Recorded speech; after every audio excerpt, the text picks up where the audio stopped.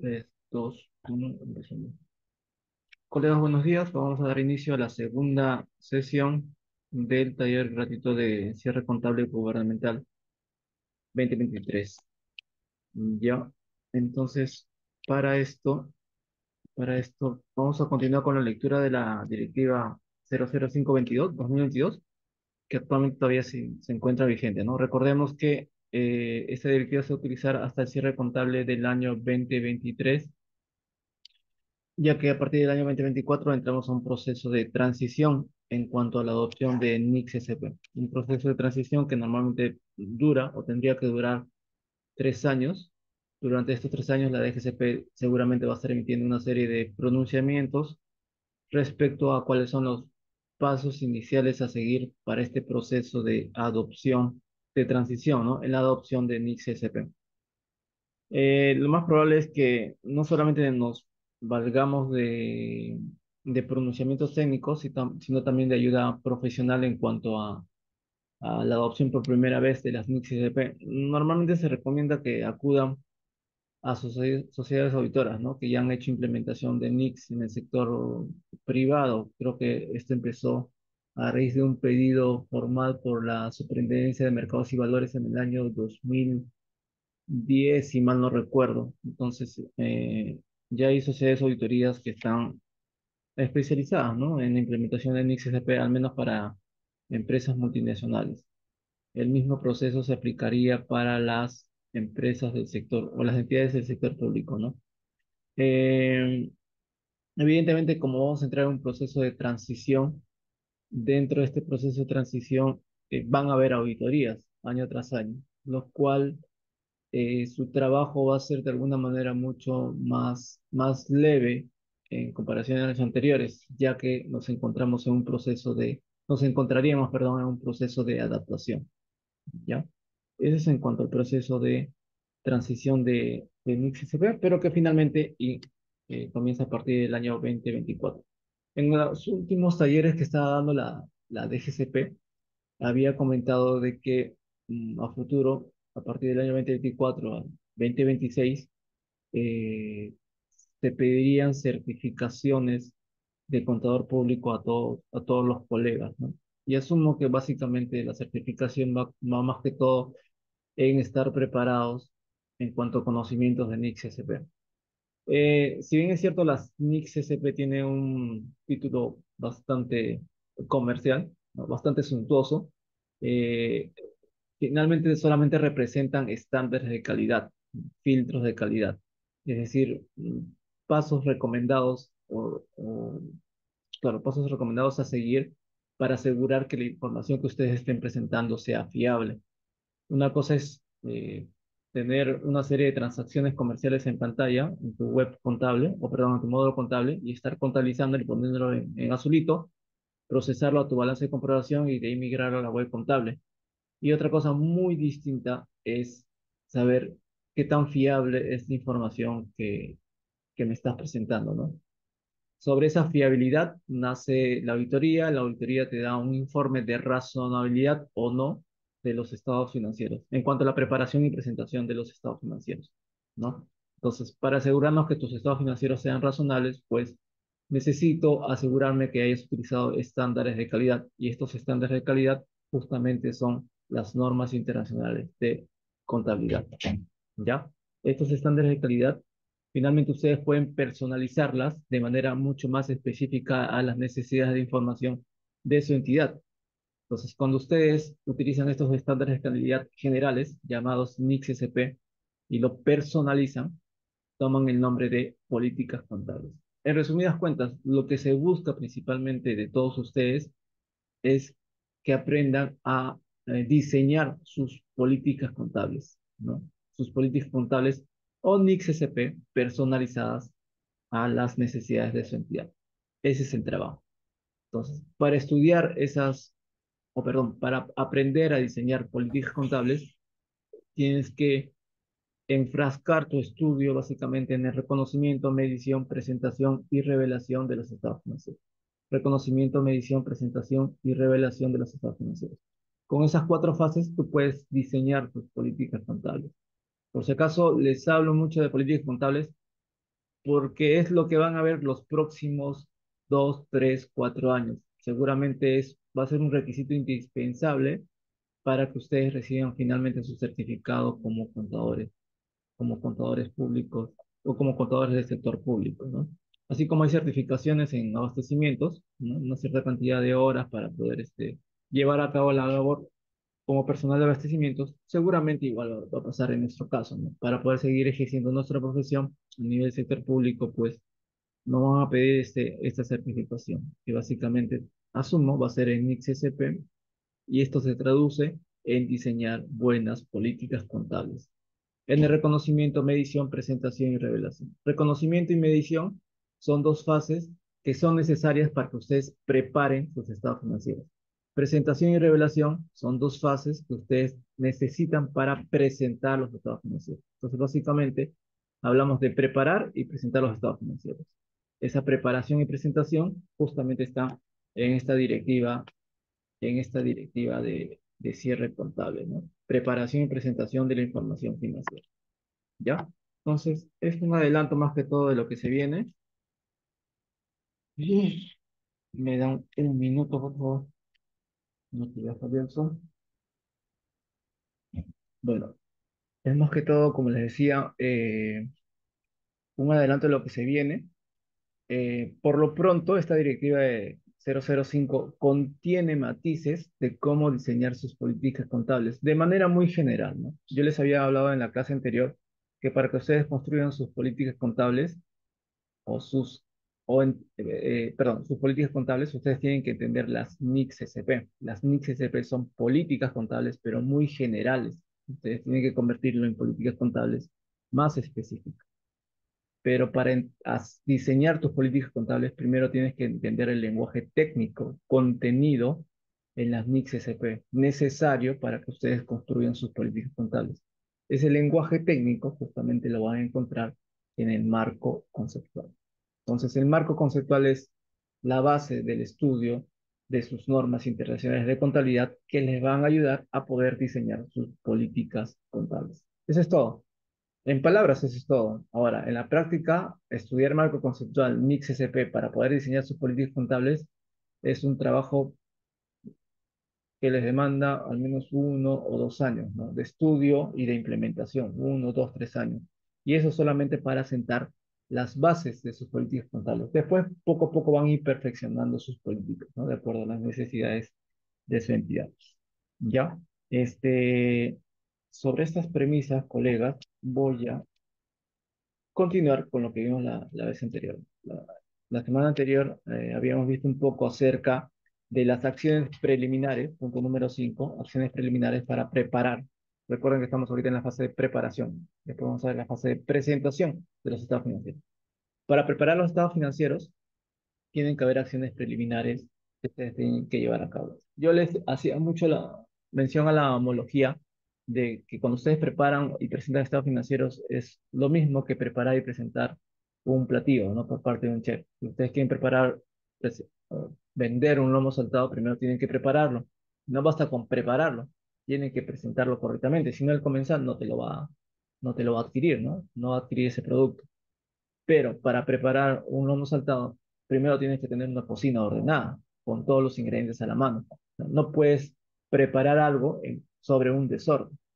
Entonces, estas acciones preliminares que les comenta la directiva cierre, justamente te hablan acerca de las actividades de control interno. Las actividades de control interno son acciones a seguir para que tu cocina esté totalmente ordenada y tengas todas las herramientas a la mano para que recién empieces a preparar tus estados financieros.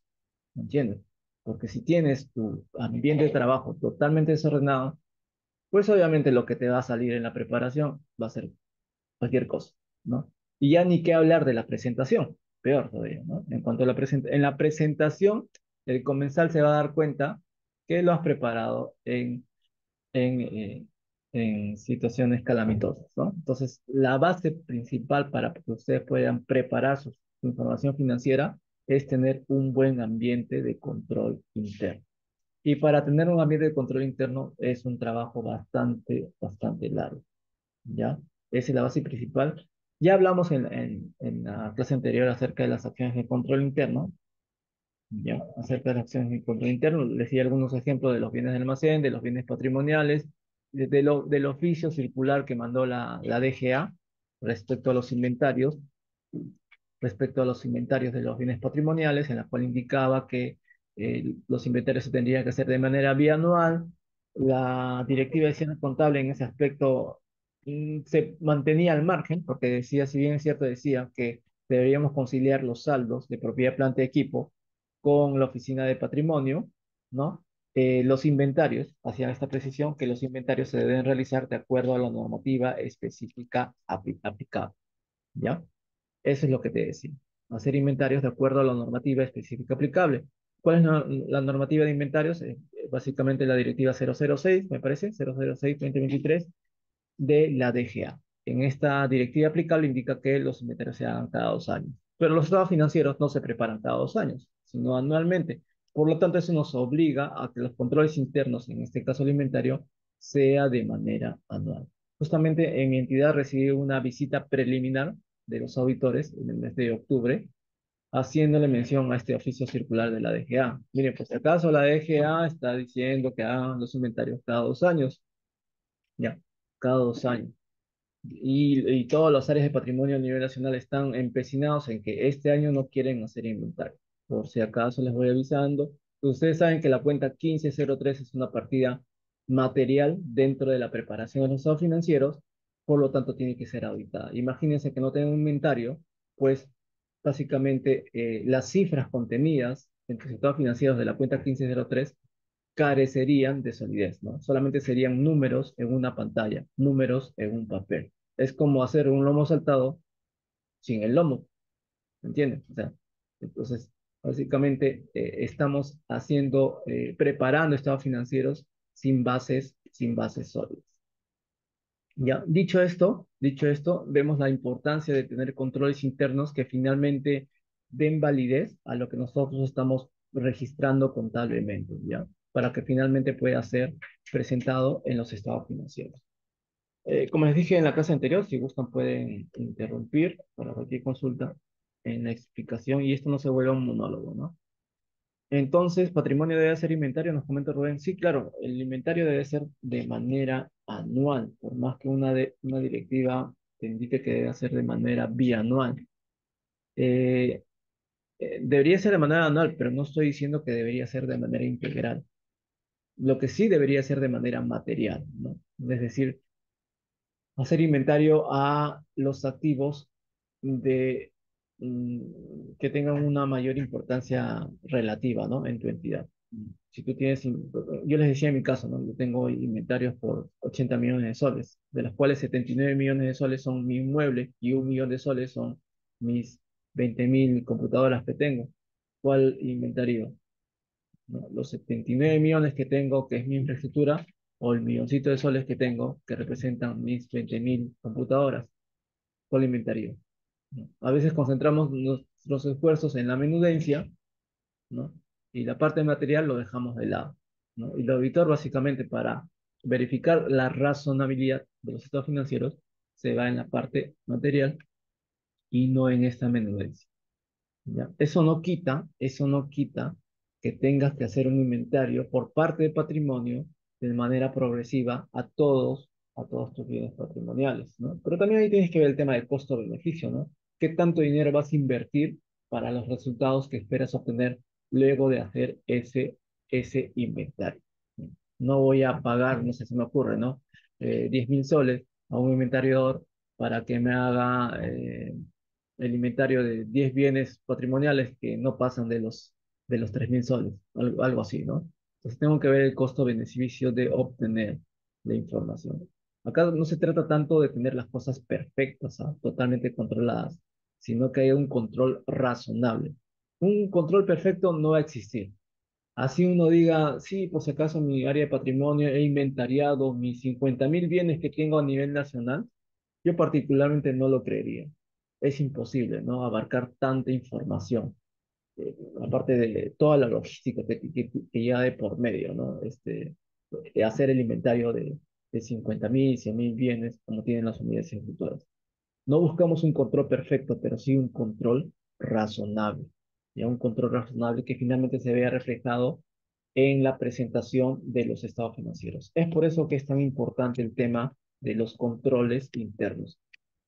Les hago estas premisas, estos comentarios preliminares, porque finalmente ustedes tal vez, como ven que el título se llama Taller de Cierre Contable, seguramente están pensando más en cómo proceso mi F1, F2, F3, F4 y mis demás AF, ¿no?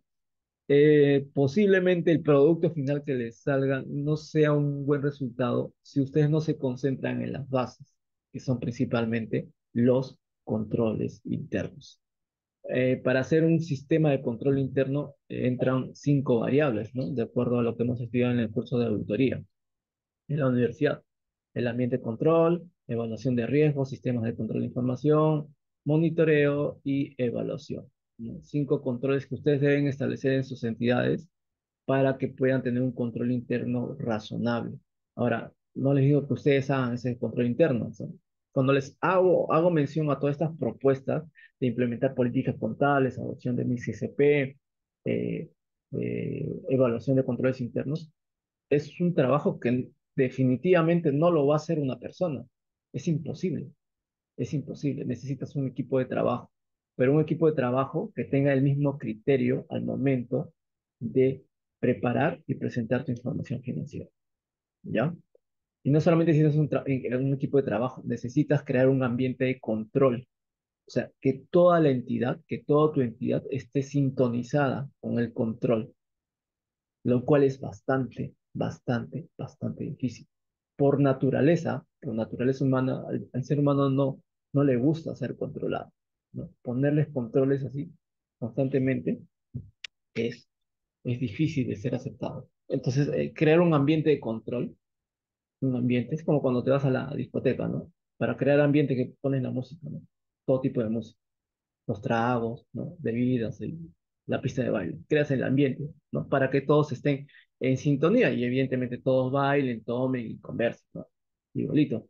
Igual es un ambiente de control interno. Tienes que crear el ambiente, capacitaciones, emisión de normativas, constante comunicación con las distintas áreas usuarias del almacén, logística, patrimonio, procuraduría, qué sé yo, una serie de áreas de tu entidad. Tienes que crear ese ambiente de control. Pero si simplemente tú estás divorciado de esas áreas, el ambiente no se va a crear. Pues si probablemente lo que te envíen sea una información que tal vez ni siquiera necesites. Muchas de las áreas usuarias te envían información porque dicen, toma, te doy la información para tu contabilidad, pues. Qué harás con esa información? No lo sé. Bueno, tú me la has pedido, así, acá está. No, pero esto no me sirve, pero no me das los datos que te he pedido. Sí, pero tú no me has dicho nada, tú simplemente me has dicho, mándame esta información, acá está tu información. ¿Para qué tú utilizarás? No lo sé. No estamos creando un ambiente de control, no estamos haciendo una evaluación de riesgo de nuestra entidad. Por lo tanto, el producto que obtengamos en los estados financieros va a ser evidentemente de mala calidad, ¿ya? A ver, vamos a ver las preguntas. Vamos a ver las preguntas. Profesor, ¿cómo sé si los controles internos que me entregan las diferentes áreas está completo y correcto? Y ahí lleva el comentario, ¿no? ¿Cómo sé si los controles internos estén completos y correctos? Para hacer un control interno, o sea, para hacer controles, primero tienes que hacer evaluaciones de riesgo. ¿Para qué sirven los controles internos en primer lugar? Para minimizar el riesgo. ¿El riesgo de qué? De que haya mal uso de los recursos de la entidad, ya sea de dinero en efectivo, cuentas por cobrar, bienes de almacén, activos fijos, cuentas por pagar, etcétera. Ya los controles internos sirven para minimizar los riesgos. Entonces, si quieres minimizar el riesgo a través del uso de controles internos, primero tienes que hacer una evaluación de los riesgos, una evaluación de cada área que maneja recursos de la entidad. Y en base a esos riesgos que posiblemente se puedan presentar, tú comienzas a instaurar controles internos. Por ejemplo, si tú ves que en el área de tesorería ha habido un robo de dinero, de caja chica o de cuentas corrientes, ¿tú qué haces? Vas a instaurar un control interno, conciliaciones bancarias, arqueos inopinados, circularización con bancos, etcétera. O sea, los controles internos, el nivel de control interno que tú establezcas es en base al riesgo al cual tú estás expuesto, ¿ya? Eso hace posible, eso hace posible que tú minimices los riesgos. ¿Ya? Minimices los riesgos. Bien, veamos la siguiente consulta. La siguiente consulta dice, pero si hay inventario del año precedente y esto se sustenta en los expedientes de adquisición y el SIGA, entonces sí es razonable dicha información, toda vez que es verificable por la SOA a través del muestreo y además la normativa establece ello. Sí, miren, bastante interesante la afirmación que nos dice Moisés Pompa, ¿ya? Eh, por si acaso, todo tipo de argumentos que mencionemos, eh, no es tanto que lo mencionemos de acuerdo a lo que dice la norma, ¿ya? Eh, hay muchas respuestas a las inquietudes que tenemos, ¿ya? Que pueden estar en una directiva. Pero la idea no es tanto, se lo digo por experiencia personal, no es tanto mencionar lo que digan normativas o, o cuerpos normativos, ¿no? O cuerpos o directivas, no sé, procedimientos, etcétera. Sino la idea es, y se los digo de manera particular, es convencer dentro de un contexto dado a todos los que te rodean de que la decisión que estás tomando en ese momento es la correcta. Miren la literatura de Moisés, que me parece bastante interesante, nos indica lo siguiente. Escuchen, por favor. Pero si hay un inventario del año precedente y esto se sustenta en los expedientes de adquisición, y en el SIGA, entonces sí es razonable dicha información, toda vez que es verificable por la SOA a través del muestreo y además la normativa específica establece ello. ¿Ya? Claro, por un lado tenemos a la DGA que nos ampara, ¿no? Que nos dice, que nos dijo en el ejercicio circular, si has hecho inventarios en años anteriores y los inventarios están cuadrados, no hay diferencia, entonces ya no hay necesidad que hagas inventarios de manera anual, sino de manera bianual, porque básicamente nos damos cuenta que a través de los inventarios que has hecho en años anteriores, ¿no? A través de los controles internos que has hecho en años anteriores, te has dado cuenta que las diferencias que has encontrado, faltantes o sobrantes, han sido mínimas. Por lo tanto, tus controles internos, representados a través de un inventario, han hecho que el riesgo del manejo de esos bienes patrimoniales se haya minimizado casi a un 100%. Entonces, por eso es la aseveración del colega, ¿no? Si tenemos controles internos que han minimizado el riesgo, ¿por qué no podríamos simplemente ya, si viene una auditoría, sustentarlo con lo que dice acá, con los expedientes de adquisición del SIGA, ¿no? Con los expedientes de adquisición. Habría que ver el contexto, habría que ver el contexto, porque si bien es cierto, nuestros inventarios de años anteriores pueden haber estado ok, ¿no? Y totalmente validados, y de repente las últimas compras que han sido solamente, las nuevas compras han sido del año anterior, habrían que ver si efectivamente esas compras son por importes materiales y estos también hayan sido verificados. Por ejemplo, mire, hasta el año 2022 en muchas entidades públicas se han hecho inventarios y han sido todas inventariadas, ¿no? Y seguramente con pocas diferencias, pocos faltantes, pocos sobrantes. En este último año, en el mes de noviembre, ha habido un crédito suplementario bastante fuerte, en la cual las entidades públicas a nivel nacional lo que han hecho es comprar una buena cantidad de activos fijos, sustentados, ¿ah? Con su factura de compra, están registrados en el SIGA, tienen sus expedientes de adquisición, ¿no? Por importes materiales, qué sé yo, 1.000, 2.000, 3.000, 4.000 computadoras, 3.000 escritorios, sillas, etcétera, proyectos de inversión, qué sé yo, etcétera. ¿Ya? Recién en ese año a raíz de ese crédito suplementario, ¿ya? Pero la pregunta es, ¿bastaría con que simplemente tengas el expediente, una factura que te diga, me he comprado 5.000 computadoras, acá está la factura, acá está todo el expediente, acá está la guía de remisión, acá está el sello del almacenero que ha recepcionado esos bienes? Necesariamente, si son importes materiales, tienen que ser verificados que efectivamente estos hayan sido adquiridos. No basta que solamente tenga un papel. Ahora, tú puedes decir, sí, pero puede venir la auditoría, pues, ¿no? Y la auditoría puede ser un muestreo. Pero el trabajo del muestreo no es principalmente la auditoría. sino del área usuaria, que en este caso es patrimonio. La auditoría puede hacer un muestreo complementario, ¿no? Pero eso no va asegurar la razonabilidad de las compras. Puede hacer el muestreo y puede, no sé, coger una factura de la compra de 5.000 computadoras y si por ahí verifica que efectivamente ese lote de computadoras o una parte del lote de computadoras no llegó a ser comprada, con ese muestreo la auditoría puede tumbar la fiabilidad de los estados financieros, simplemente porque previamente no se hizo el inventario a estos bienes patrimoniales. Entonces, no basta con el muestreo que haga la SOA. La SOA lo hace, pero de manera supletoria, ¿no? Ese control interno de hacer un muestreo, pero la labor radica principalmente en el área de patrimonio. No basta con que tengamos un expediente de adquisición y que esté registrado en el SIG, y esté girado y pagado, sino que este sea verificado a través de un inventario anual, ¿no? De preferencia. Ahora, si ustedes me dijeran, no sé, pues en los últimos 5 años no ha habido compras, ¿no? Hemos hecho inventario en los últimos 5 años y no ha habido diferencias. El nivel de riesgo puede haber bajado, ¿no?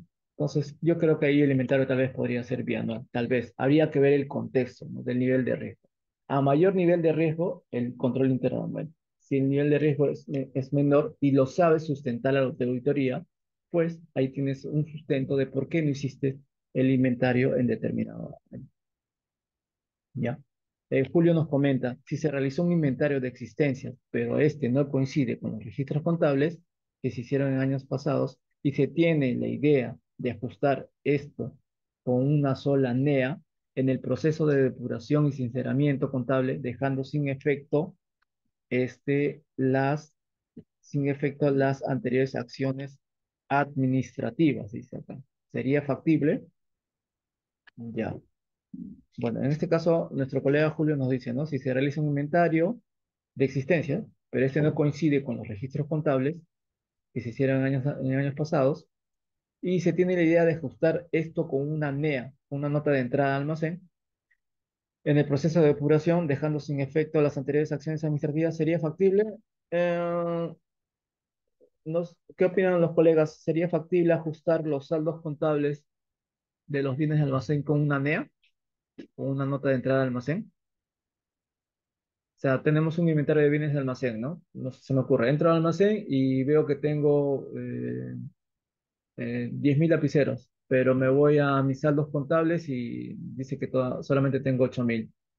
Y retrocedo a años anteriores y veo que nunca cuadra mi cuenta 13 de bienes y suministros diversos con los bienes que ha tenido el almacén o con los inventarios que ha tenido el almacén.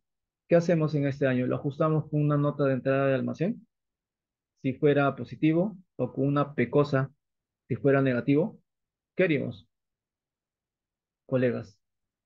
A ver, ¿los leo o los escucho en línea?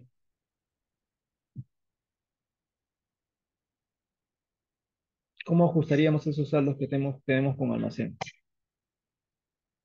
Por si acaso yo no tengo la respuesta todavía. ¿Eh? No tengo la respuesta, pero la alternativa sería factible o no. Si tenemos, no sé, si tenemos faltantes de almacén, lo ajustamos con una NEA, y si tenemos sobrante de almacén, lo ajustamos con una PECOSA. ¿Sería factible o no sería factible, colegas? Para efectos de sanear esa cuenta contable. ¿Mm? ¿Qué sería lo factible? Creo que ahí hay una especie de, ahí hay un fantasma mental ahí, ¿no? Que nos está mm, persiguiendo, ¿no? Que el título de todo este trabajo se llama saneamiento contable, ¿no? Yo le dije esto en la clase anterior, este saneamiento contable no tiene nada de contable, salvo por ahí algunos errores técnicos en cuanto a la contabilización de una operación, que ojalá sea así, pero normalmente este saneamiento contable no tiene nada de contable. Yo les dije inicialmente que antes de preparar sus estados financieros, primero hay acciones preliminares que hacer, que son controles internos. El saneamiento contable es el simple resultado de no haber tenido controles internos en su oportunidad. Y cuando hablo de controles internos, hablo que en el caso de almacén, no hubo conciliaciones mensuales y anuales del inventario que se tenía en almacén versus contabilidad. Y eso trajo consigo que evidentemente no coincidan, pues, no coincidan año tras año los saldos de almacén, ¿ya? Entonces, esto de saneamiento contable no tiene nada de contable y no se corrige con una cuenta contable, ¿ya? No se consigue con una nota contable y tampoco con un documento llamado NEA o PECOS, que la NEA representa una nota de entrada al almacén. En teoría, está entrando bienes al almacén. O PECOSAS representa un retiro de bienes al almacén. Ambas situaciones se han presentado como para poder yo hacer un ajuste en mis libros contables. Evidentemente que no, ¿no? Evidentemente que no. O sea, no podemos forzar la realidad. Recuerda que la contabilidad refleja hechos económicos, realidades económicas. No podemos forzar la realidad económica haciendo uso de documentos administrativos internos, ¿sí? Lo que sí se podría hacer es que si tú ves que hay faltantes de bienes de almacén, esos faltantes ya no están. Tienes que hacer un informe técnico y tienes que hacer un registro por pérdida de esos activos, ¿no? Mandarlos al gasto. Evidentemente, si esos faltantes han sido de años anteriores, pues tendrías que mandar los ajustes de ejercicios anteriores. Porque si tienes menos bienes de almacén, quiere decir que tienes menos patrimonio. Y si tienes menos patrimonio, la afectación es a la cuenta 34, ¿no? Resultados acumulados. Pero tendrías que hablar toda la literatura, todos los informes técnicos que evidencien ese hecho económico, ya que evidencien ese hecho. No fuercen la realidad económica, no fuercen el hecho económico. Regístrelo tal como se han presentado. ¿Ya? Entonces la respuesta sería no, no podría ser a través de una NEA. Y disculpen que me expanda tanto en esta explicación, pero tratemos de construir, sí, nuestros argumentos, pero en base a los controles internos, después en base al marco conceptual, después en las NICSP y después finalmente en políticas contables, en ese orden de idea. Y recién poder llegar a una conclusión. ¿Ya? Dicho esto, entonces vamos a ver este punto número 6 que justamente queríamos verlo, que son las normas para la preparación de la información financiera. Y acá entra a tallar justamente todas las reglas de juego que ustedes tienen que seguir para preparar sus estados financieros. Uso del marco conceptual, uso de NICS-SP y uso de políticas contables. Tienen que ir de la mano. Marco conceptual, NICS-SP y políticas contables. Siempre ayudados de los principios de contabilidad generalmente aceptados. Los principios de contabilidad son los principios, las bases sobre la cual uno entra a este juego de hacer contabilidad. Es como cuando ustedes van a jugar un partido de fútbol, antes de jugar, no van a entrar a jugar sin conocer las reglas de juego, ¿no? No es que vayan a entrar, agarran la pelota, se van corriendo al arco contrario y lo meten ahí y ya gol, ¿no? O agarras la pelota y te vas a tu arco y metes la pelota ahí con la mano y gol, porque hay reglas de juego, hay principios para jugar ese partido de fútbol. Igual pasa en la contabilidad. La contabilidad no puedes entrar a jugar este juego si no conoces los principios o las reglas del juego. Esos principios son los principios de contabilidad generalmente aceptados, los PCGA, que a través del tiempo evidentemente evolucionaron. Los principios de contabilidad eran reglas de juego, pero en un contexto económico X, en los años de 1900, 1800, pero la economía evolucionó, se globalizó. Entonces esos principios de contabilidad también evolucionaron, tenían que evolucionar, eso era inevitable, y se convirtieron en normas internacionales de contabilidad, que contienen muchos de estos principios de contabilidad, ¿no? Los menciona, pero los hicieron evolucionar en cuanto a su concepto, porque las realidades económicas, los hechos económicos, me refiero a una compra, una venta, un cobro, un pago, depreciación, amortización, deterioro, altas, bajas, etcétera, etcétera, etcétera, evolucionaron. Por lo tanto, nuestras reglas de juego también tienen que evolucionar. Igual que el fútbol, ¿no? Todos los conceptos evolucionaron. Ahora hay el VAR, cámaras en vivo y directo, y no sé, una serie de ayudas para poder mejorar la calidad del juego que estamos expectando. Igual pasa con la preparación de la información financiera. Si quiero tener una información financiera de calidad, pues tengo que evolucionar mis reglas de juego. Y acá está mi marco contable. Mi marco contable es mi regla de juego, ¿no? Para preparar mi información financiera. Entonces, disculpe, antes de continuar, ¿se escucha? ¿Se escucha bien el audio? Antes de poder continuar este tema de la preparación de los estados financieros, ¿se escucha el audio? Sí, ¿no? Ya pensé que... Perfecto, perfecto, Ruth, gracias. Entonces, miren lo que dice acá. Conforme a la implementación progresiva de las NIC-CCP, y en tanto la DGCP establezca una regulación para su adopción plena, ya lo dijo, ¿no? Hay una norma que salió hace un mes, en la cual ya estableció la regulación para la adopción plena. Las entidades deben preparar los estados financieros en base a los PCGA. Hasta este año vamos a elaborarlo en base a los PCGA. Adivinen dónde están esos PCGA. Justamente están en esta directiva de cierre contable. Están los PCGA.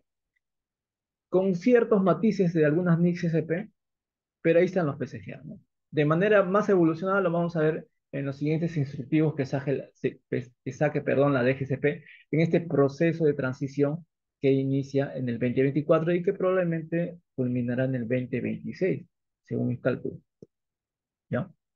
Dice, eh, estos PCGA, estos principios de contabilidad generalmente aceptados, que no son más que reglas de juego, principios de contabilidad, que después han evolucionado y se convierten en XSP, y que después evolucionaron mucho más y se convirtieron en políticas contables actualmente, dice, comprenden directivas contables, así como pronunciamientos técnicos que en el uso de sus atribuciones emite la DGCP.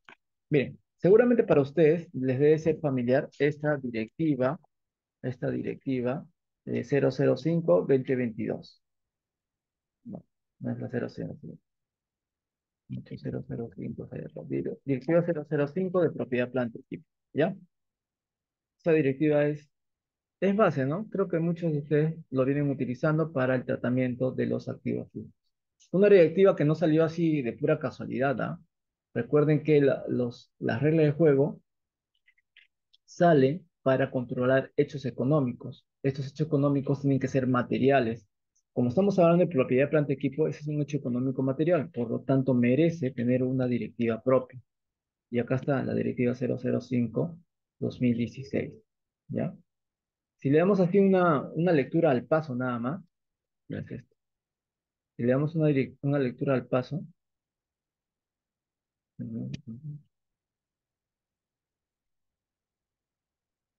vamos a ver, creo que no se puede abrir. No, no sé por qué este archivo no se puede abrir. A ver, un segundo. Y le damos una...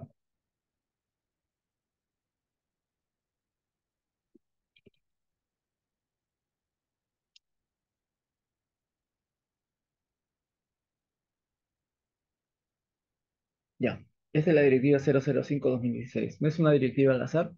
Ya. En realidad, esto es una política contable, de lo que les he estado hablando.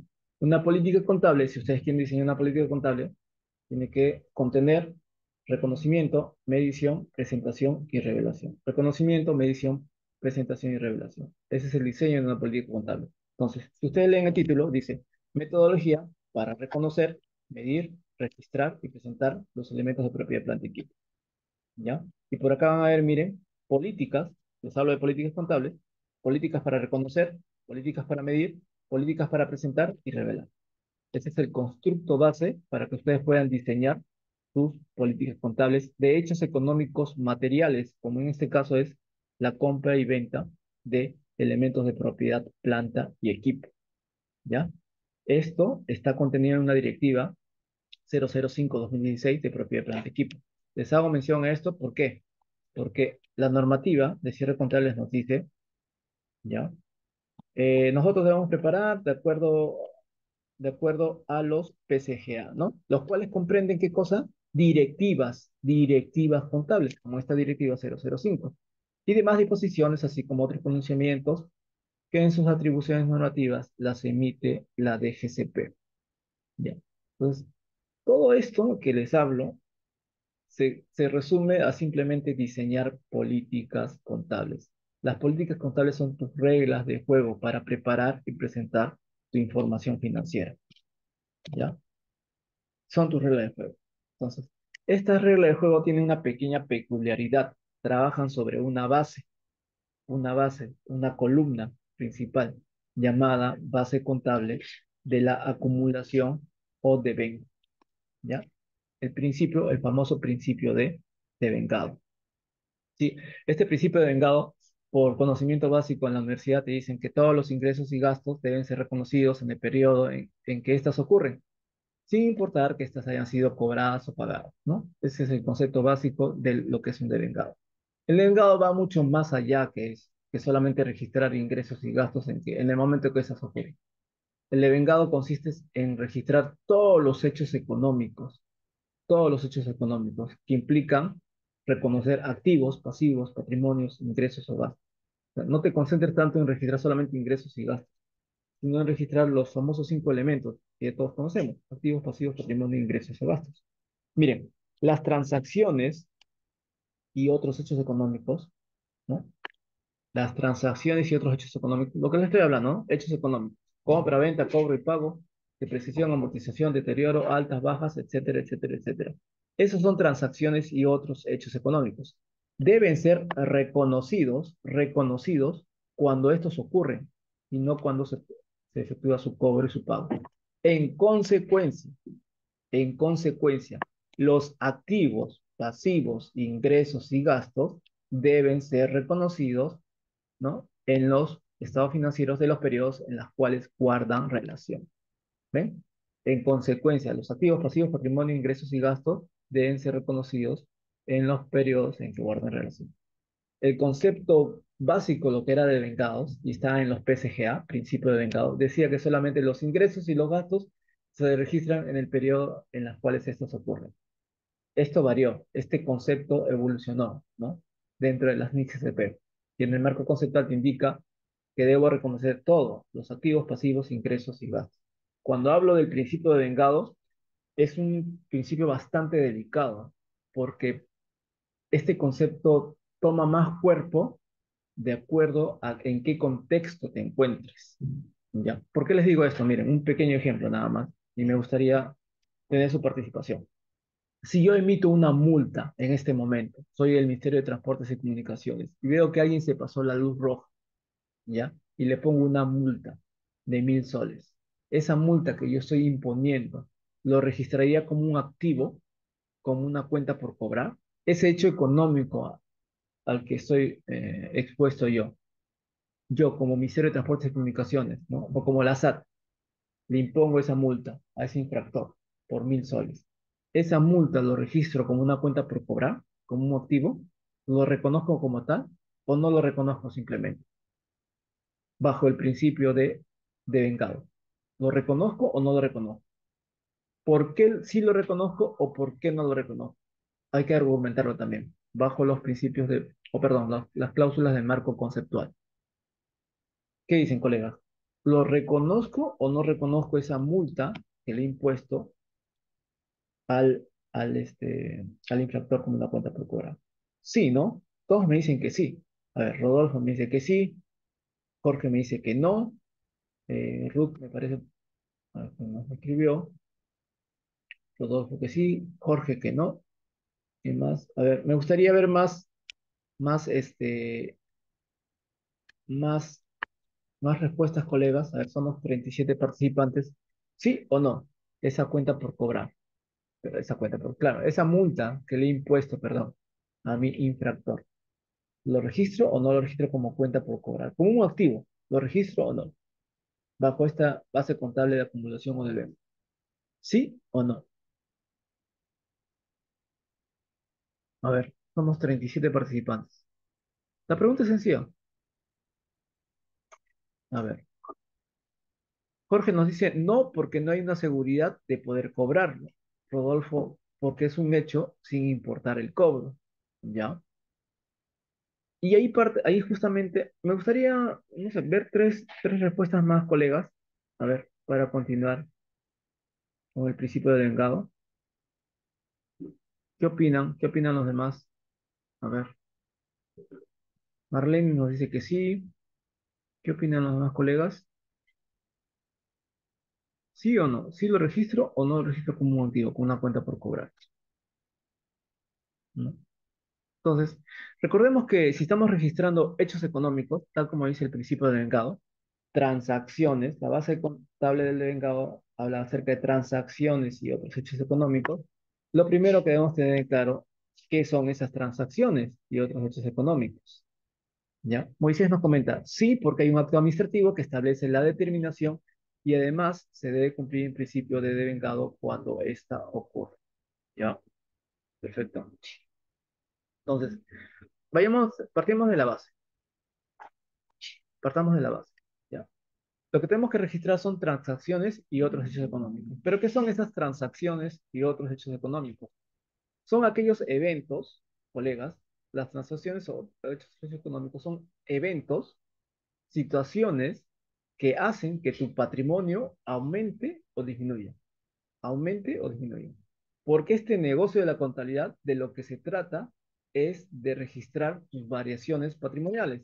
Es decir, cada vez que tu patrimonio esté expuesta a un aumento o a una disminución, ese evento, llamado hecho económico, tiene que ser registrado por la contabilidad, haciendo uso de la base contable de la acumulación o de venta. Ese hecho, si está afectando tu patrimonio, tiene que estar registrado en tu contabilidad, haciendo uso de los activos, pasivos, ingresos o gastos. Ya tú verás, pero ese hecho económico sí está afectando tu economía, por eso se llama hecho o evento económico. Está afectando tu patrimonio. Ya. Entonces mi pregunta es, yo soy la SAT, unidad ejecutora, le emito una multa por 1.000 soles a ese infractor que tiene como 40 papeletas. Mi pregunta es, ¿esos 1.000 soles, ese hecho, representa para mí un hecho económico? O sea, ¿va a afectar mi patrimonio? ¿Va a aumentar mi patrimonio en 1.000 soles?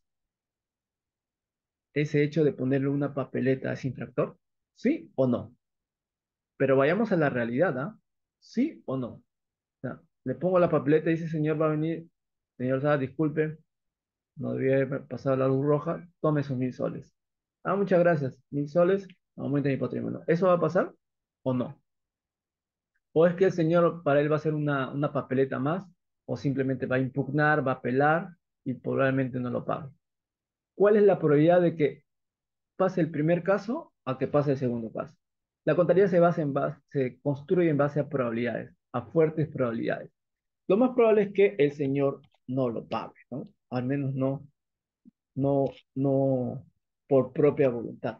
Claro, sé que hay un marco normativo, sé que hay una resolución en la cual dice pague, señor, pague, pero solamente ese marco normativo es un papel. Salvo que me digas que soy SUNAT y la SUNAT cuando te pone un impuesto y te dice págame, si no me pagas, al día siguiente te está embargando la cuenta. Tiene el poder legal de poder quitarte el patrimonio y hacer que ese patrimonio tuyo sea ahora de la ciudad, aumentando el patrimonio de la ciudad. Eso sí es un hecho económico que tiene que ser registrado contablemente bajo el principio de devengado. Pero si estás frente a un hecho que no tiene la probabilidad ni de aumentar o disminuir tu patrimonio, pues simplemente no utilizas estos 5 elementos, ¿ya? No utilizas esos 5 elementos. Entonces, hay que tener mucho cuidado con esta base de contable de vengado, porque sus aristas, sus contextos, sus casuísticas son variadas, totalmente variadas. Entonces, hay que establecernos en cada contexto, ver qué tanta probabilidad tiene de que mi patrimonio aumente o disminuye, para recién llegar a un argumento contable de si lo activo, lo pongo en el pasivo en los ingresos o en los gastos. No nos guiemos tanto por el documento que tenemos en el momento, sino por el contexto económico. El contexto económico. ¿Afecta o no afecta mi patrimonio? Y sobre eso recién hago mi registro contable. ¿Ya? Bueno, después acá habla acerca de la presentación de los estados financieros. Dice que debe ser presentada en moneda nacional, con dos decimales, con dos decimales. Eh, Creo que si por acá ponemos F1, ¿no? F1, vamos a ver, estado de situación financiera, vamos a ver qué sale ya. F1, estado de situación financiera, ¿no? Nos dice que los estados financieros tienen que ser presentados en moneda nacional y a dos decimales, ¿no? A dos decimales. Pero, acá está, tenemos nuestra situación financiera X a dos decimales. Eh, Recuerden que la información que nosotros producimos tiene que ser útil para la toma de decisiones. Aunque suene a un cliché comercial, tiene que ser útil. Particularmente, poner una información a dos decimales no me es útil, ¿no? Muchas entidades, incluso del sector público, lo ponen de manera eh, más resumida, con miles de millones de soles, de acuerdo al presupuesto que éstas manejen. Entonces, no se trata de poner acá un balance cuadradito al céntimo, sino un documento cuyo, cuyas cifras me sean útil para tomar decisiones. ¿Ya? Pero bueno, eso está dentro de la directiva de cierre contable, no tengo ningún problema ahí, pero no estoy particularmente de acuerdo que sea expresado al céntimo, ¿no? Al céntimo. Clasificación de los activos y pasivos corrientes. Este es un tema bastante interesante cuando tú pones, cuando tú clasificas o presentas tus activos y tus pasivos, ya sea como corriente o no corriente. Hay una leyenda urbana, podría decirse, bastante pronunciada dentro del sector contable, en la cual la palabra corriente lo relacionamos con 12 meses, ¿no? Es un activo corriente si es menor a 12 meses y si es mayor a 12 meses, pues es un activo no corriente. Así, a rajatabla. Eh, Dentro de la literatura contable, la misma literatura genera muchas criterios demasiado inamovibles, ¿ya? No soy a favor de cuando presentamos porcentajes de materialidad. Por ejemplo, cuando ustedes se van a la directiva 005, propiedad, planta, equipo, indica, ¿no? Que aquellos activos mayores al cuarto UIT lo registras como activos. Si son menores al cuarto UIT, pues lo registras como gasto y en cuentas de orden. Si utilizamos esa medida de materialidad para registrar un hecho económico, ya, créanme que ahí nuestro criterio se va a ir abajo.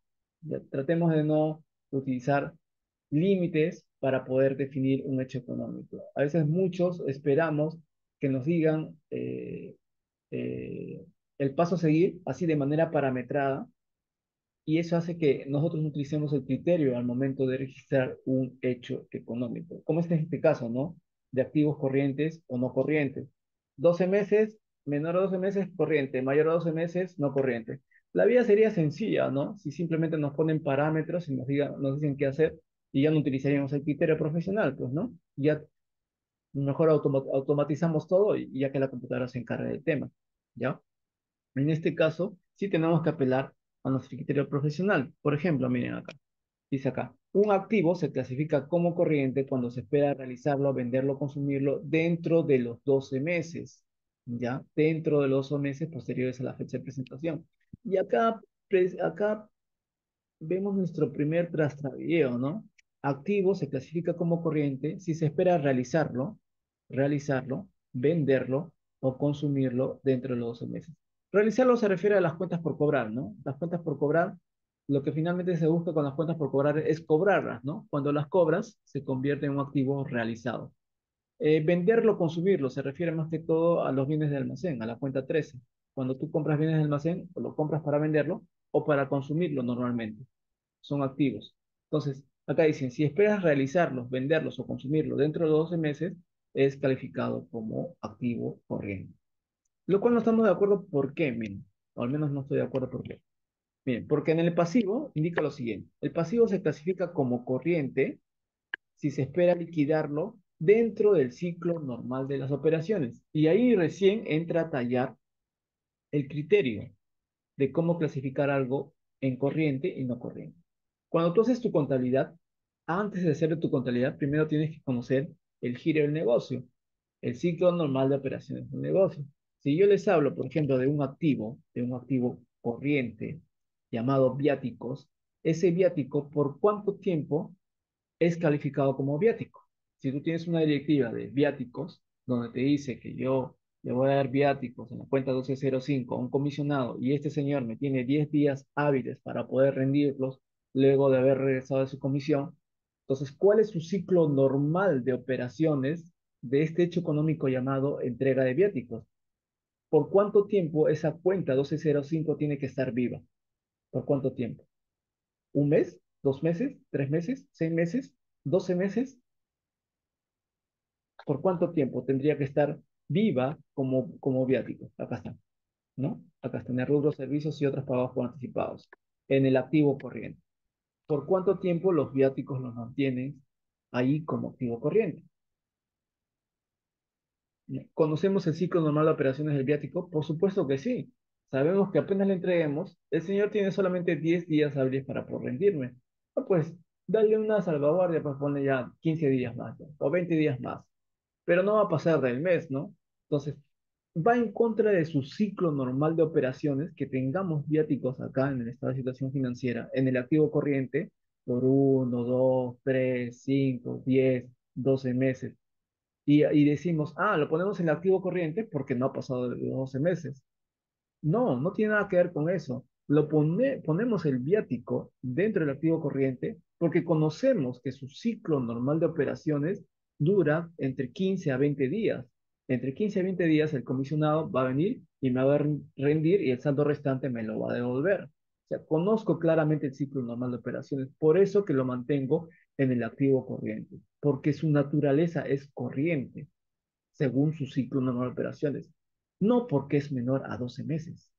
No tiene nada que ver con los 12 meses. ¿Me entienden? Esa misma lógica se aplica a los inventarios, ¿no? A las cuentas por cobrar, a corto o largo plazo, igual a lo que es el activo no corriente. ¿Por qué creen, a ver, colegas, por qué creen que los rubros de propiedad, planta y equipo lo ponemos de frente en el activo no corriente, ¿no? Si ustedes se compran una computadora y esa computadora lo van a depreciar en 4 años, ¿no? ¿No? Hay una depreciación en el año y después hay 3 años más que van a depreciar en años posteriores. ¿Por qué la primera depreciación no lo ponen acá entonces en el activo corriente y las siguientes tres depreciaciones lo ponen en el activo no corriente? ¿Por qué de frente, cuando ustedes compran propiedad de planta equipo, de frente lo ponen en el activo no corriente? ¿Por qué? Porque ustedes conocen su ciclo normal de operaciones. ¿Cuál es su ciclo normal de operaciones de un activo de propiedad de planta equipo? Que normalmente lo utilicen en más de un año. Por lo tanto, es un activo no corriente.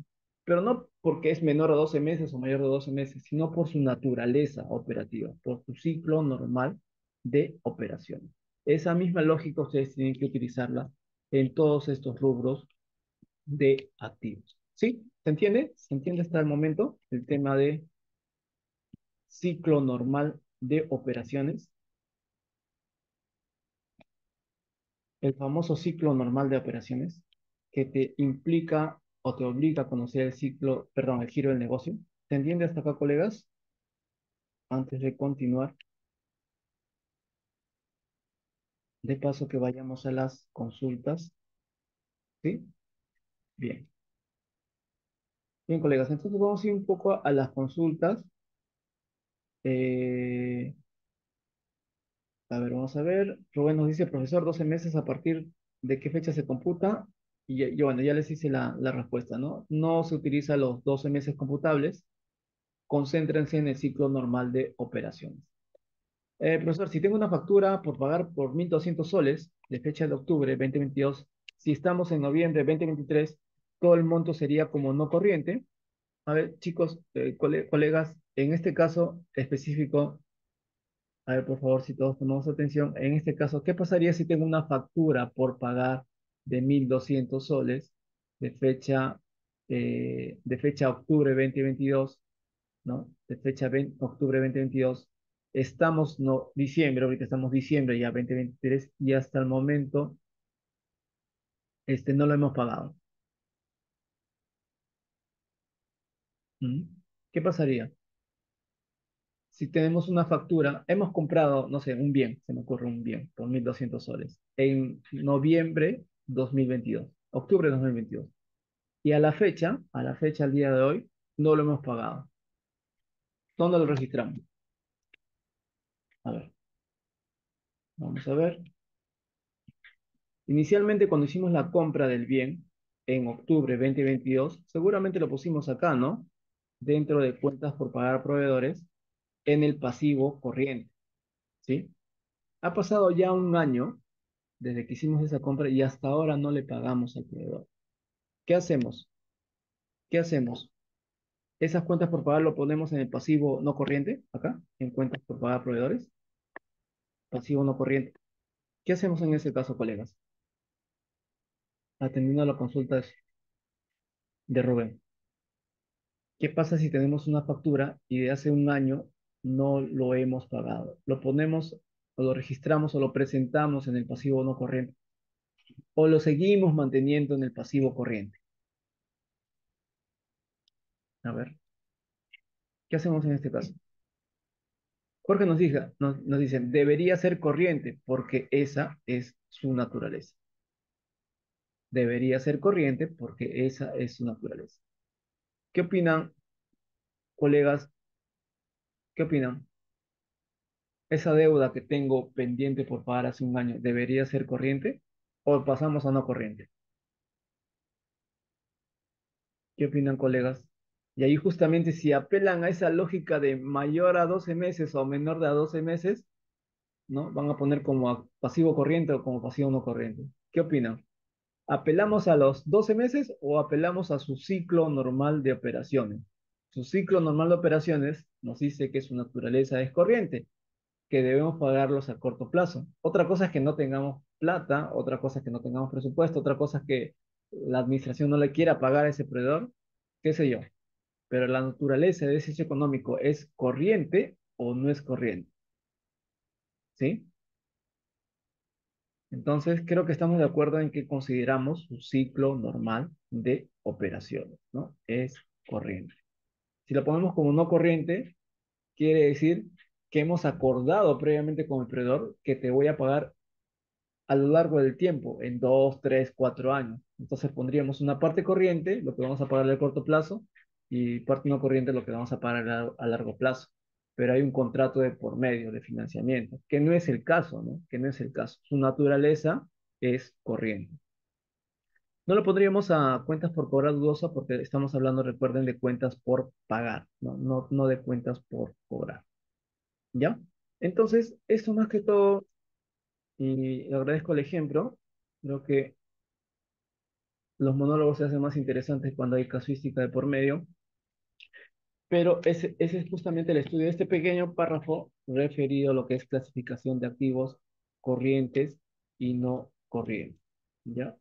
Hay en realidad una serie de casuísticas, una serie de casuísticas de cada uno de los párrafos, ¿no? Pero depende de cuántas preguntas ustedes me hagan y sobre eso comienzo a soltar la respuesta. Miren, en este caso habla acerca de las notas de los estados financieros, ¿no? Un pequeño párrafo que habla acerca de las notas de los estados financieros. La nota uno es identificación de la entidad, ¿ya? La nota 2, principales políticas contables y demás notas explicativas, ¿ya? Estas dos notas, colegas, hasta el momento lo hemos hablado. Nota uno, nota 2, que al parecer parece simplemente un papel, ¿no? Donde le pongo ahí a qué se dedica la entidad, qué cosa hace, qué vende, qué compra, bla, bla, ¿no? Y políticas contables así en forma resumida, ¿no? ¿Cuáles son las políticas contables que realizamos? Cuando estas dos notas son sumamente importantes, son las reglas de juego, son nuestra carta de presentación donde el chef dice cómo es que cocino, dónde es que cocino, cuáles son mis antecedentes para decir que el producto que te estoy dando es de buena calidad, ¿no? O es de mala calidad, ¿no? Son tus credenciales, esa nota número uno y nota número dos. Pero, como ven, no se le da mucha publicidad. Les explico por qué. Les explico por qué. Debo tenerla acá seguramente. No tengo acá. No, acá no lo saco. Bueno.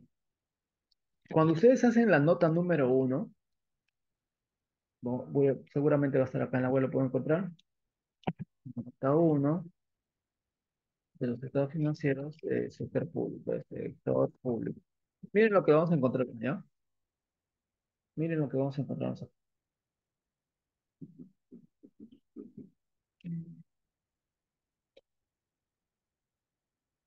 Acá está, notas de los estados financieros. INEM, ya. Nota de los estados financieros.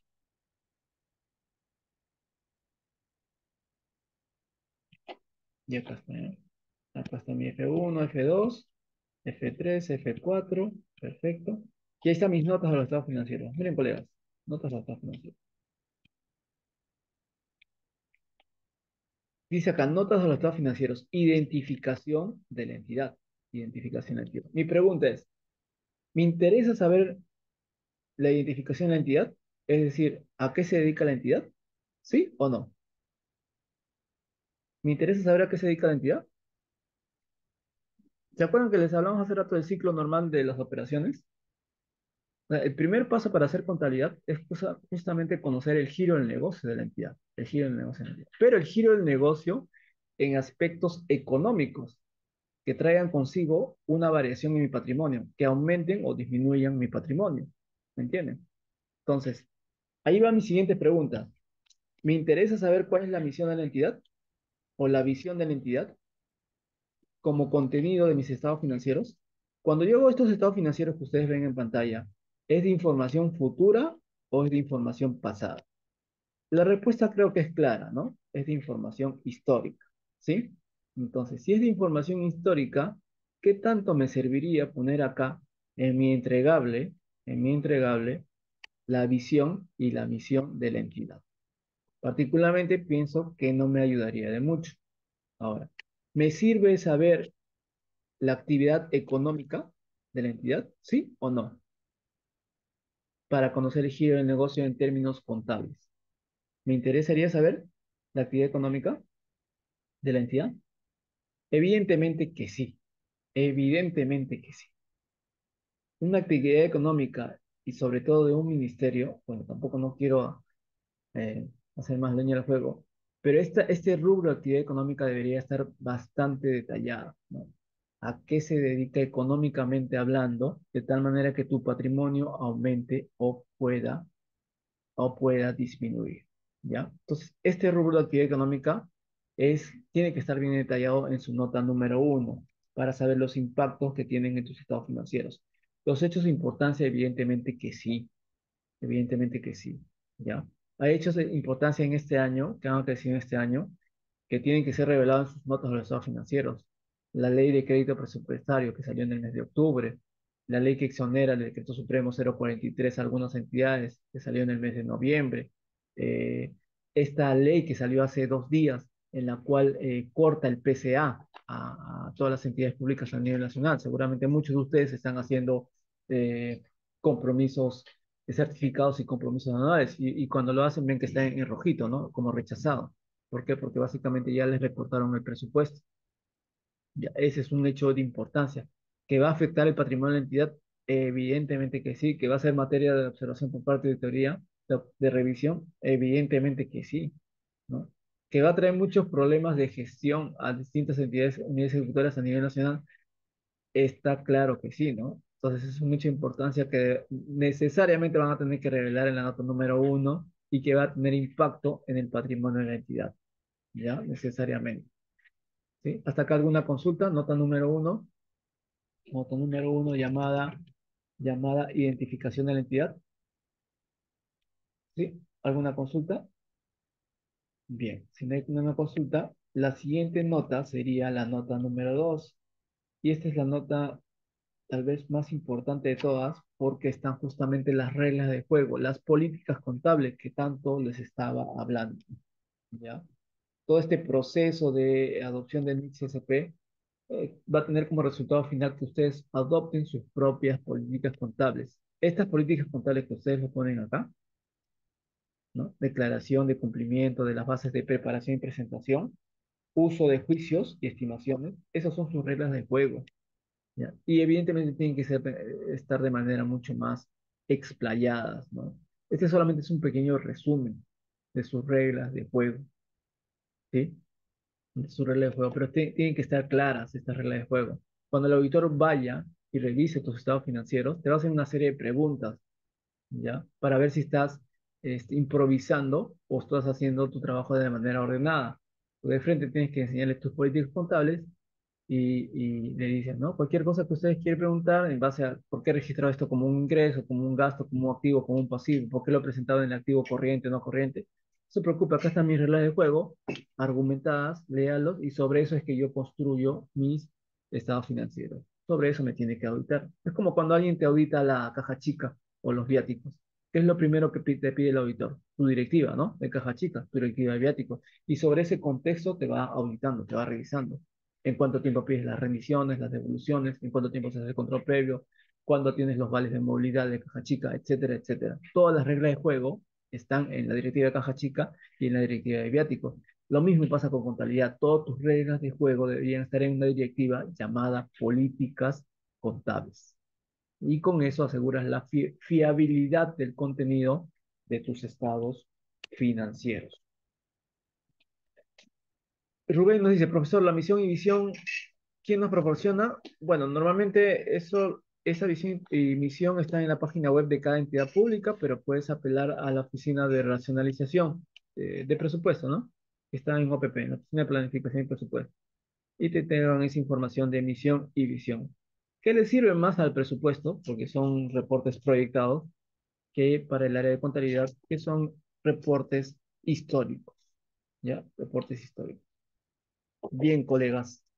Entonces, esto sería todo lo concerniente a lo que tenga que ver con la nota número uno y 2. Evidentemente hay mucha casuística respecto a esta nota número uno y 2.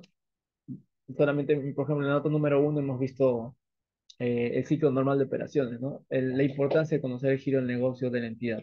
La nota número 2, políticas y políticas contables, es un mundo de literatura, ¿no? Acerca de políticas contables. Ustedes tienen que hacer políticas contables por cada hecho económico, por cuentas por cobrar, por inventarios, por propiedad estratégica, por propiedades de inversión, por proyectos de inversión, ¿no? Por cómo hacen sus cuentas por pagar. El trabajo de hacer una política contable toma meses. Tiene que haber un personal únicamente destinado a hacer políticas contables de tu entidad. El contador por sí solo no podría hacer, no le alcanzaría el tiempo, ¿no? Entre contabilizar, preparar, presentar estados financieros y encima hacer políticas contables, no le alcanzaría el tiempo, sinceramente, para poder llevar a cabo esa labor. ¿Ya? Bien. Hasta acá, ¿tuvieran alguna consulta, colegas, respecto a lo que se ha hablado hasta el momento? A ver, ¿tuvieran alguna consulta al respecto? ¿Sí? ¿Se entendió? O tal vez hay algo que haya que precisar.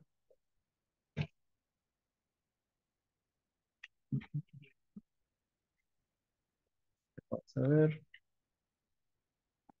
Jorge Cuevas, sí está claro. Ya, perfecto.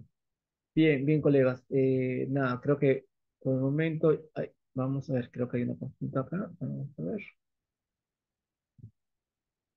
Genial, está claro. Por el momento creo que vamos a un corte a la sesión del día de hoy. El estudio del cierre contable es bastante amplio, eh, pero igual cada párrafo, como ven, tiene una historia. En realidad tengo varias historias por, por comentarles, pero depende también mucho de las consultas que hagan y del tiempo, ¿no? Del tiempo. Moisés nos comenta, dice, por ejemplo, ¿qué opina de la carencia de reportes relevantes en el SIAP, módulo contable, y que por años no ha sido implementados en la DGCP? Y que la nueva plataforma SIAP aún no se tenga fecha para dicho módulo y que hasta donde se sabe va a ser similar a la actual, que es, va a ser similar a la actual. ¿Y qué es lo que se viene depurando y qué seguirán si no de fortalecer un SIAP contable, ¿no? A ver, ¿qué más dice? Que el soporte sólido a las MIX SP, estoy analizando experiencias internacionales. Ya, bueno, quiero redondear acá la consulta de nuestro colega. Básicamente, cuáles son los avances que se han hecho en el módulo contable del SIAP que ustedes tienen versus el SIAP ERP que se está implementando actualmente, ¿no? Sí, tengo muchos, por lo mismo que estoy en constante capacitación con distintos colegas y hay comunicación diaria, ¿no? Con ellos siempre me conecto con colegas de distintas unidades a nivel nacional, principalmente del gobierno central. Me voy adelantando algunas noticias, ¿no? Que se puedan presentar ahí en el camino, sobre todo en esta implementación de las MIX SP. Eh, en cuanto a la implementación del SIAP, de lo que se ha avanzado acá en el SIAP contable, bueno, eso finalmente va a ser migrado al SIAP RP, ¿no? Lo que tenemos ahorita en la web, en la SIAP contable es lo que hay. No creo que se pueda ya. seguir modificando. Creo que hay que dar un paso al costado con el tema del SEA contable, es lo que tenemos hasta el momento, básicamente auxiliares estándares y balance de comprobación, ¿no? No hay más. Si sí tiene razón el colega, esto no se ha explorado a mayor detalle este, en todos estos años, ¿no? Creo que el trabajo, colegas, mm, en cuanto a implementación de reportes, no solamente es responsabilidad de la DGCP, ¿no? Sino de los propios usuarios de la información. Eh, yo particularmente cuando hago mis análisis de cuenta mensuales, actas de conciliación o elaboro estos reportes que son el F1, el F4 y los AFs, AF2, 3, 4 hasta el 5, ¿no? Beneficios sociales a los empleados. Todos estos reportes los automatizo en Excel con macros, ¿no? Eso hace que la velocidad y la precisión en cuanto a la información que presente me sea fiable, o al menos para mí, ¿no? Me sea segura, para efectos de auditoría, también para efectos de saneamiento contable. Son reportes que tranquilamente se pueden adaptar a un sistema mucho más confiable, ¿no? Como son un Visual Basic o un sistema en línea, ¿no? Pero evidentemente implementar estos reporteadores toma tiempo, presupuesto y personal capacitado, ¿no? Y hacer pruebas pilotos a nivel nacional, atendiendo también las necesidades de información que piden los colegas. Y creo que ahí radica el principal problema. Cuando, por ejemplo, yo escuchaba a algunos colegas nos decían, ¿no? Estamos sacando nuevas modificaciones a las MIX-SP, ¿no? O a tal párrafo de la MIX-SP. Y hemos hecho las consultas a los colegas en la web, ¿no? ¿Está bien este párrafo de la MIX-SP? ¿Está bien implementado? ¿Qué opinan colegas a nivel nacional? Y no recibimos respuestas de los colegas. Por ejemplo, cuando el órgano rector, perdón, cuando el órgano internacional, que es el IPSAS-B, que creo que su sede está en Alemania, emite nuevos pronunciamientos acerca de las distintas MIX-SP, antes de emitir esos pronunciamientos, primero deriva los proyectos a las direcciones generales de contabilidad pública de los países que están suscritos, que son miembros, ¿no? A nivel mundial. Entonces, estas direcciones a su vez lo comparten con sus unidades ejecutoras, ¿no? Y con su propia área de normatividad para ver si el procedimiento que se va a implementar a futuro es el adecuado. Y los comentarios de parte de los contadores, que formamos parte de este mundo público, no, al menos no se recibe muchos aportes, ¿no? Muchos comentarios al respecto de si estamos bien o si estamos de acuerdo. Una prueba de ello, es tanto tampoco por llegar a la crítica, pero acá no sé, ponemos NIC SPMEF, ¿no? NIC SPMEF. Están ahí, pues, ¿no? Desde hace buen tiempo oficializadas, pero el estudio, la profundización en cuanto a la literatura ha sido muy, muy poca.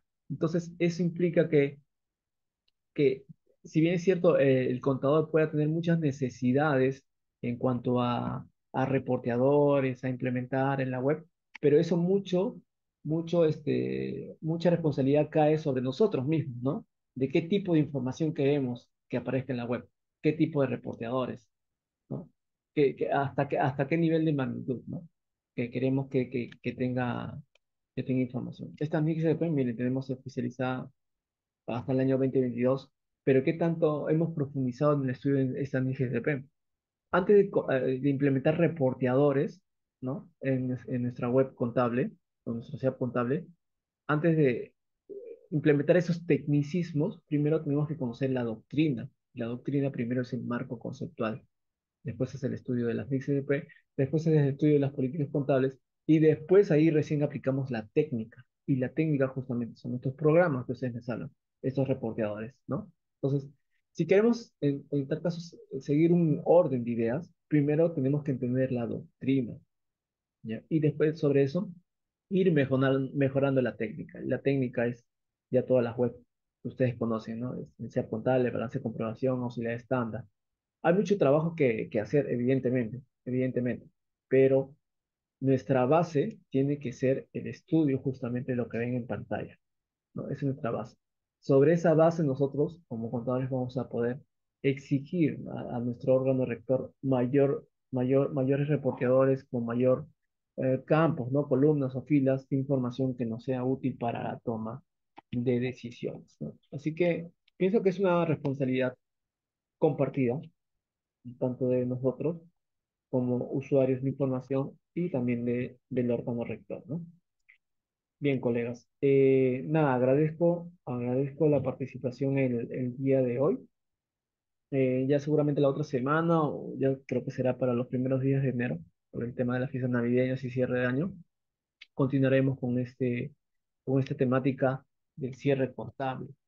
¿Ya? Lo que sí, en los grupos de WhatsApp, les estoy enviando una invitación de parte de una empresa capacitadora San Pablo, en la cual también vamos a dar este curso de cierre contable, ¿ya? Bajo este formato, evidentemente, ya para un formato de cierre de estados financieros, ¿sí? En la cual se van a ver una serie de casísticas, ¿no? Relacionados con cada uno de las literaturas o artículos que ustedes ven en la directiva de cierre 005, ¿ya? Igual voy a también colgarles el video que se ha hecho el día de hoy para que ustedes puedan verlo con total tranquilidad y comodidad. Entonces, dicho esto, les agradezco la participación el día de hoy en en esta segunda parte del cierre contable gubernamental 2023. Bien, pues es todo. Muchas gracias y buenas tardes con todos.